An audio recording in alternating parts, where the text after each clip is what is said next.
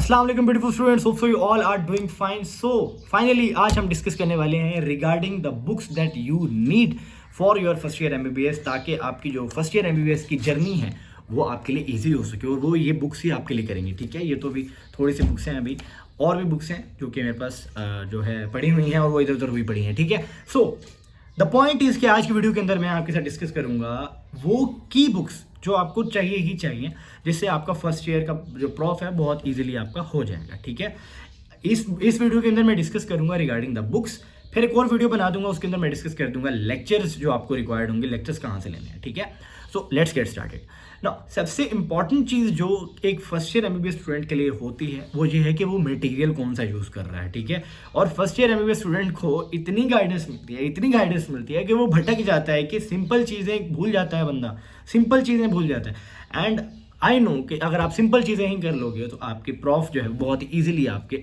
ऐसे हो जाएंगे। ठीक है, सो उस चीज़ को ध्यान में रखते हुए मैंने कोशिश की है कि आपको सिंपल एक गाइडेंस दी जाए रिगार्डिंग योर बुक्स के ये बुक्स अगर आप कर लोगे ना तो हो जाएगा, आपको ज़्यादा हाई फाई जाने की जरूरत नहीं है। ठीक है, तो हाई फाई जान जाते तो वो बुक्स भी आपको मैं बता दूंगा। ठीक है, वो प्रॉब्लम की बात नहीं, यहाँ सब कुछ मिलेगा आपको। ठीक है, सो इसीलिए अगर आपने अभी तक चैनल को लाइक या सब्सक्राइब नहीं किया तो कर लो, ताकि आपको इस तरह का मजेदार किस्म का कंटेंट मिलता रहे। Now let's get back to the video. सबसे पहली बुक या पे मैं पहली पड़ाव की बात करूँ, पहले स्टेज की बात करूँ, दैट इज एम्ब्रियोलॉजी। ठीक है, मैं हमेशा कहता हूँ आपने जो भी चीज़ पढ़नी है पहले उसकी एम्ब्रियो पढ़ते होते हैं, देन उसकी आपको हिस्टो पढ़नी है तो हिस्टो पढ़ो, देन उसके बाद उसकी ग्रॉस पढ़ो, then physiology and then biochem पढ़ो। ठीक है, सिंपल ये तरीका होता है। नाउ जब मैं बात करता हूँ एम्ब्रियोलॉजी की तो सबसे इंपॉर्टेंट बुक जो मेरे दिमाग में आती है दैट इज लैंगमैन। ठीक है, एम्ब्रियोलॉजी के लिए काफ़ी सारे बच्चे आपको लाइक हुसैन की बुक भी रिकमेंड करेंगे, बट मैं जो है आपको रिकमेंड करने वाला हूँ लैंगमैन। क्यों लैंगमैन रिकमेंड कर रहा हूँ? बिकॉज आई थिंक ये एक बेहतरीन बुक है, और आप जो लेक्चर्स भी लोगे मोस्टली लेक्चर्स आर एक्सक्रीशन या फिर आर कॉन्सेंट्रेटेड ऑन लैंगमैन। तो लैंगमैन अगर आपके पास बुक रहेगी तो मेरे ख्याल से आपके लिए प्रॉब्लम काफ़ी ज़्यादा ईजी हो जाएगी। इसके अंदर फर्टिलाइजेशन और उससे आगे जितने first week, second week, third week जो फर्स्ट मॉड्यूल की चीज़ें हैं वो भी बहुत अच्छे से लिखी हुई हैं। और जब आप फर्स्ट ईयर के लेक्चर्स लोगे एम्ब्रियो के तो उसके अंदर भी जो बातें डिस्कस की जाएंगी उनकी जो डायग्राम्स के रेफरेंस होंगे वो भी यही होंगी, प्लस आपकी जो ब्लॉक की ऑस्पी होनी है, आपके प्रॉफ की जो ऑस्पी होनी है उसके अंदर भी जो डायग्राम्स यूज़ होंगी वो लैंगमैन से यूज़ होंगी। So why not we use the मतलब वही चीज़ यूज़ की जाए जो आनी है, why should we go for other things. ठीक है, KLM भी है, लाइक हुसैन भी है, but I would highly prefer कि आप लैंगमैन के साथ जाएं। ठीक है, एम्ब्रियोलॉजी के लिए। ठीक है, so that was about embryology. Embryology के ऊपर ज़्यादा डिस्कशन नहीं होगी। Coming down to the next thing that is histology. Now histology everyone knows के माइक्रोस्कोपिक स्टडी करनी है आपने, हर चीज़ की, हर ऑर्गन की, हर जो भी चीज़ आप पढ़ रहे हो उसकी माइक्रोस्कोपिक स्टडी करनी है। नाउ जहाँ पर बात आती है माइक्रोस्कोपिक स्टडी की और हिस्टोलॉजी की तो वहाँ पर हमारे लाइक भाई जो हैं, like Hussain Siddiqui, our very own professor from National Medical University, उनकी ये एक बेहतरीन किस्म की मास्टर बुक है जो कि आप यूज़ कर सकते हैं for your histology preparation. Now histology के लिए दो चीज़ें और मैं बता देता हूँ, दैट इज़ कि हिस्टोलॉजी के लिए जो ज़्यादा बेस्ट चीज़ होती है वो ये होती है कि आप अपने सीनियर्स के नोट्स लें। सीनियर आपको अगर कोई अच्छा मिल जाता है, मदनी सीनियर्स काफ़ी होते हैं यूनिवर्सिटी के अंदर, जो मैं मदनी सीनियर्स उन्हें कहता हूँ जो कि नोट्स का भरमार है, जिनके पास नोट्स बहुत सारे हैं और अच्छे नोट्स हैं, आप उनके नोट्स यूज़ कर सकते हैं। और अगर आप गाइडलाइंस लें, यानी कौन से टॉपिक्स करने हैं, स्पेसिफिकली कौन से टॉपिक्स करने हैं और इंपॉर्टेंट टॉपिक कौन से हैं, तो फिर मेरे ख्याल से आपके लिए हिस्टोरी के लिए कोई प्रॉब्लम नहीं होनी चाहिए। आप हिस्टोलॉजी आराम से कर लोगे, कोई प्रॉब्लम होगी ही नहीं आपके लिए। ठीक है, सो कोशिश करनी है कि अगर आप हिस्टोलॉजी के लिए आपको बुक चाहिए तो बुक यही है। ठीक है, लाइक हुसैन, ये देख लें। ठीक है, और अगर इसके अंदर कोई थोड़ा प्रॉब्लम हो भी रहा है तो आप इसकी फिर क्या कर सकते हैं, वीडियो देख सकते हैं। अदरवाइज ये मेरे ख्याल में बुक आपका सब कुछ कवर कर रही है, आपके डायग्राम कवर कर रही है, आपके बेसिक कॉन्सेप्ट्स कवर कर रही है, आपकी माइक्रोस्कोपिक स्टडी कवर कर रही है, प्लस के अंदर जो पॉइंट्स लिखे हुए हैं वही मोर और लेस आपके एग्जाम ओरिएंटेड होते हैं, यानी कि आपके जो MCQs हैं वो भी हिस्टोलॉजी के थ्रू कवर हो जाते हैं। हिस्टोलॉजी की बात कर रहा हूँ। ठीक है, now moving on to the elephant in the room that is your physiology. Now physiology के लिए कुछ बातें हैं जो पहले आप समझ लो। काफ़ी बच्चे हैं जिनको लगता है कि फिजियोलॉजी जो है काफ़ी लेंथी है, which is true to be honest, क्योंकि काफ़ी लेंथी है। यहाँ पर काफ़ी सारी चीज़ें हैं जो कि आपको पढ़नी होती है, काफ़ी सारी चीज़ें जिन पे आपका जो माइंड है वो होना चाहिए। But apart from all these thing काफ़ी सारे बच्चे हैं जो कि यहाँ पर भी मिस्टेक कर देते हैं। देखो, आपको एक बैलेंस लेके चलना है। आपको गायटन भी पढ़नी है, आपको फिजियोलॉजी भी पढ़नी है, साथ में आपको उसके लेक्चर्स भी लेने हैं, ठीक है। मेरे ख्याल में physiology is all about concepts. अगर आपकी कॉन्सेप्ट बिल्डिंग अच्छी नहीं है तो आप ना ही एमसीक्यूज डिसाइफर कर पाओगे, ना ही आप वाइवा में अच्छे आंसर्स दे पाओगे, क्योंकि वाइवा के आंसर्स फिजियोलॉजी के are related to your functioning, your concept building. Secondly, जो एग्ज़ाम ओरिएंटेड चीज़ें भी होती हैं वो भी ज़्यादातर कॉन्सेप्ट बेस्ड ही होती हैं। तो अगर आपकी ये चीज़ें क्लियर नहीं हैं तो फिर आपके लिए बहुत लंबा साल जाने वाला है, आपको नहीं समझ में आएगा कि किस तरह से हम फिजियोलॉजी को टैकल करें, और काफ़ी बच्चे नहीं कर पाते, ठीक है। तो इसके लिए मैं तो आपको रिकमेंड करूंगा स्टैंडर्ड बुक पे जाएं, ठीक है। Don't go for any hi fi thing, standard book पकड़े, और अपने प्रोफेसर जो हैं उनके अगर कोई वो आपको बुक को रिकमेंड कर रहे हैं तो देख लें, वो बुक भी आप कर सकते हैं। बट आई वुड रिकमेंड कि आप जाएं एक बेहतरीन महाबुक, that is the mother of all books, that is the Guyton and Hall, ठीक है। That was the name of the author, Guyton and Hall. तो उसी के नाम पे गायटन बुक रख दी गई। मेडिकल फिजियोलॉजी के लिए बड़ी अच्छी बुक है, स्टैंडर्ड बुक है। लेंथी इसलिए है क्योंकि इसके अंदर एक पॉइंट है ना, घुमा फिरा के उसी पॉइंट पे चीज़ों को लाया जा रहा है, यानी ये ज़्यादा बातें लिखी हुई हैं, काम की बातें आपको खुद इसमें से एक्सट्रैक्ट करनी पड़ेंगी। एंड ऑब्वियसली आपके जो सीनियर्स हैं वो आपको इस बारे में तो बताएंगे ही, वो उनकी जो गाइडलाइंस की एक पीडीएफ होती है उनसे आपको इसके इंपॉर्टेंट टॉपिक्स पता चल जाएंगे। But the main thing comes that कि आपको इसके मेजर टॉपिक्स के कॉन्सेप्ट्स आने चाहिए। वो कहाँ से क्लियर होंगे? देखो, मैं एक अलग वीडियो बनाऊंगा जिसके अंदर मैं लेक्चर्स भी आपको बताऊंगा कहाँ से लेने, कौन से लेक्चर्स लेने हैं।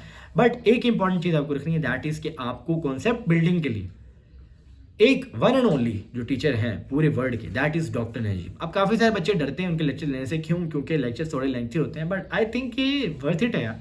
आपने आगे जाके पेशेंट्स को ट्रीट करना है, आगे जाके आपने स्टेप 1 स्टेप 2 देना है, और आपकी बेस नहीं अच्छी बनी होगी तो आप किस तरह से वो फिर एडवांस टेस्ट जो है वो उनको अटेम्प्ट भी कर पाओगे, ठीक है।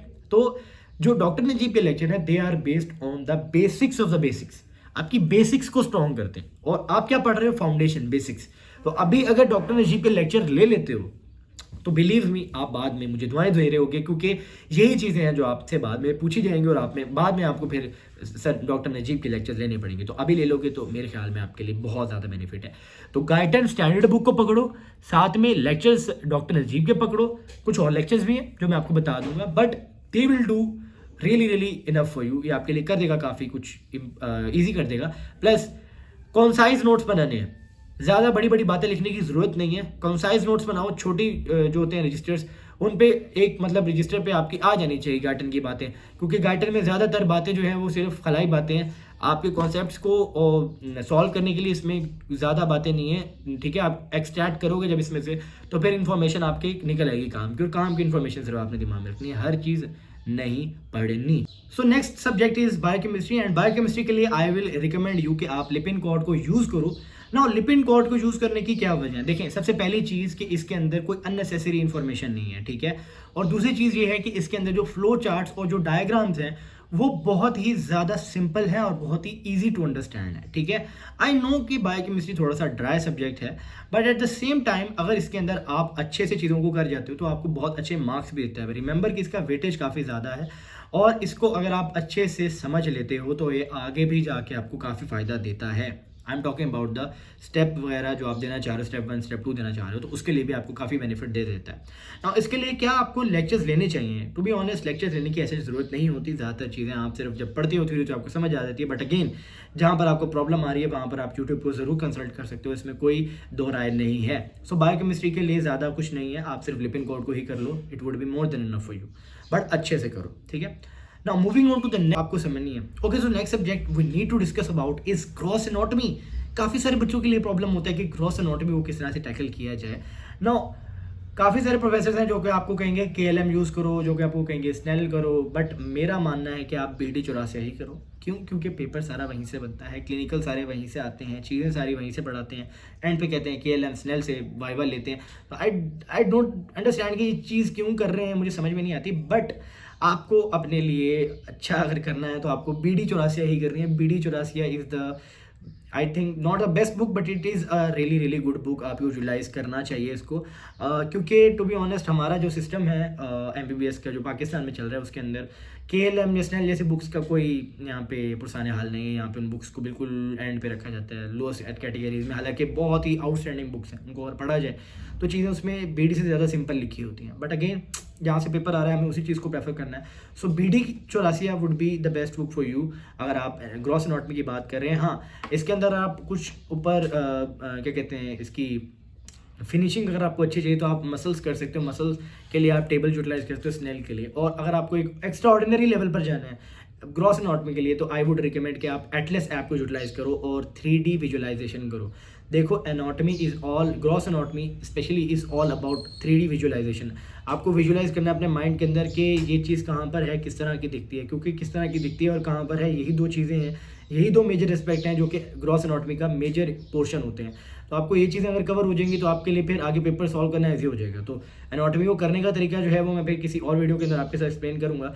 बट मेजर चीज़ यही है कि आप अच्छे से रीड करो, रीड करने के बाद उसको विजुअलाइज करो, विजुअलाइज करने के बाद उसको क्लिनिकल करो and you are good to go for your paper, जिस तरह का भी पेपर हो। ठीक है, so that was about anatomy. Biochem की भी बात हो गई आपसे, रिगार्डिंग फिजियोलॉजी भी बात हो गई, एनाटॉमी में आपकी हिस्टो के बारे में बात होगी, एम्ब्रियो के बारे में बात होगी।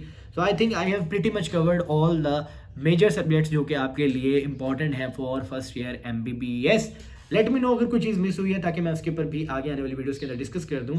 एंड हाँ, माइनर्स की काफ़ी सारे मेरे से बच्चे बात कर रहे होंगे माइनर्स को किस तरह से कवर किया जाए। देखो, माइनर्स का सिलेबस बहुत ही कम होता है, ठीक है।